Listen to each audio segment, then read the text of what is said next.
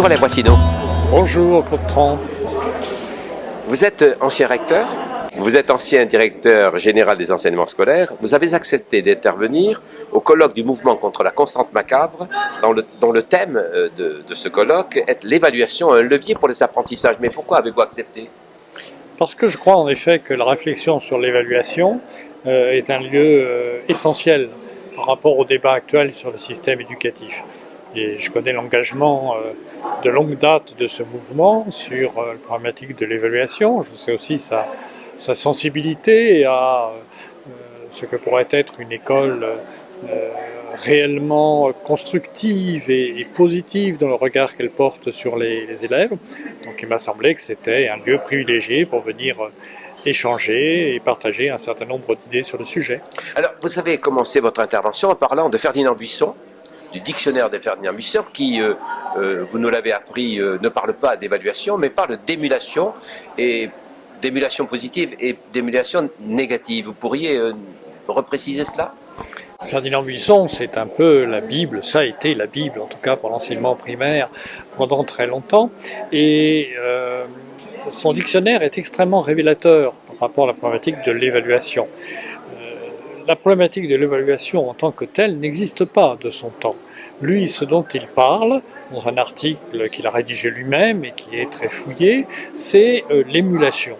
Et en effet, il pose une distinction que je crois on aurait intérêt à méditer encore aujourd'hui, entre l'émulation qu'il considère comme positive, et c'est celle qui fait qu'un enfant est invité par l'école, par le maître, à faire mieux que lui-même, à progresser, à franchir de nouveaux pas dans ses apprentissages. Et il distingue soigneusement cette évaluation positive d'une évaluation qu'il considère au contraire comme négative, c'est celle qui se traduit en termes de concurrence avec les autres, en termes de rivalité, en termes de classement, et cette obsession du classement lui paraît quelque chose au contraire de négatif. Alors, vous parlez également de pression évaluative sur les élèves aujourd'hui. Je crois que nous sommes, et pas seulement dans le domaine de l'éducation, dans une société qui exerce une constante pression sur l'évaluation. Il y a là une espèce de paradoxe. Moins nous sommes sûrs de nos valeurs, moins nous sommes sûrs des principes communs dans lesquels nous pourrions nous reconnaître, plus nous cherchons à évaluer. D'ailleurs, valeurs, évaluation, c'est le même mot en fait. Moins nous sommes sûrs de nos valeurs, plus nous éprouvons le besoin d'évaluer, mais au-delà du raisonnable.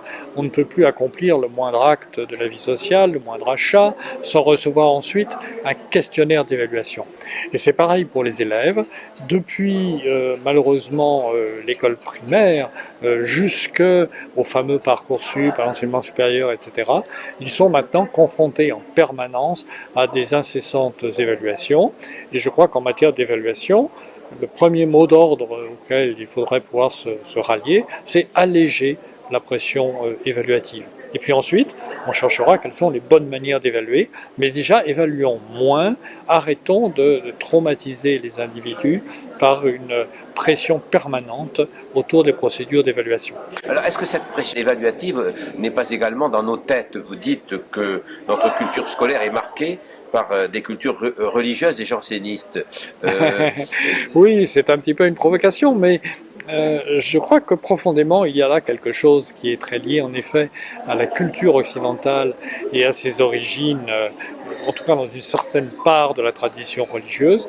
Cette idée qu'il y a un péché originel, cette idée que l'échec du fait du péché originel est plus probable que la réussite, cette idée que le paradis n'est pas accessible à tout le monde et que la majorité des hommes ce sont des pécheurs qui dans le meilleur des cas auront droit au purgatoire, cette idée sécrète un pessimisme éducatif dont l'école, dont on sait tout ce qu'elle doit à la tradition notamment des collèges jésuites en France, l'école a hérité de ce pessimisme. On ne peut pas quelque part dans notre inconscient collectif envisager l'idée qu'après tout c'est normal de réussir. Et ce qui serait au contraire choquant, c'est que des élèves échouent. Et voyez comment, à propos de n'importe quel examen, brevet, baccalauréat, etc., l'opinion publique est beaucoup plus dans une logique de concours que d'examen.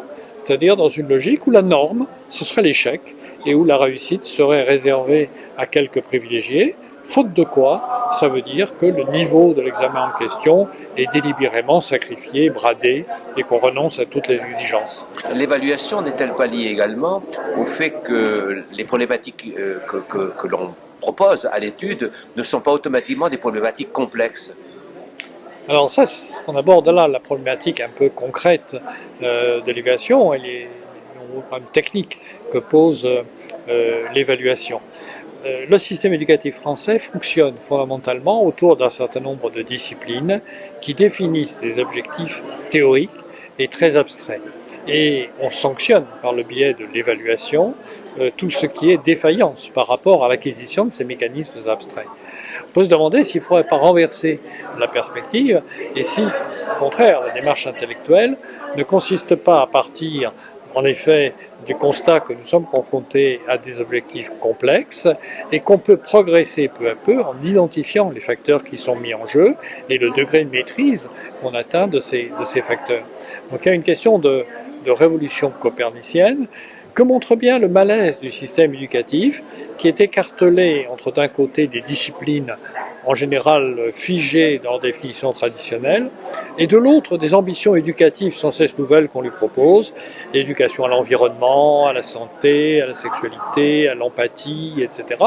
Et le divorce entre ces procédures éducatives complexes et les apprentissages théoriques est tel que ça génère là aussi un malaise et que ça bloque la réflexion sur l'évaluation. L'OCDE, l'UNESCO, l'ONU, la Commission européenne ont proposé il y a quelque temps de travailler sur de nouvelles compétences nécessaires pour les citoyens de demain. On cite savoir traiter des problématiques complexes, la créativité, l'esprit critique, la communication. Cela relève aussi de ces mêmes problématiques? Oui, on est au cœur du problème, mais vous voyez, l'exemple est très intéressant. On a beaucoup de mal en France à concilier les deux approches.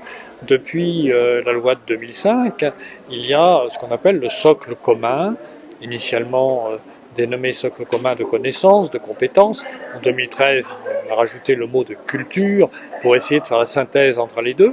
Mais ce que je trouve justement très intéressant, c'est cette formulation de socle commun de connaissances et de compétences, parce que toute la difficulté, c'est d'articuler les deux.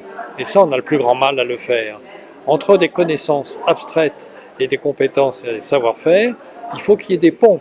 Que serait une connaissance qui ne déboucherait sur aucune compétence et que serait une compétence qui ne mettrait en jeu aucune connaissance?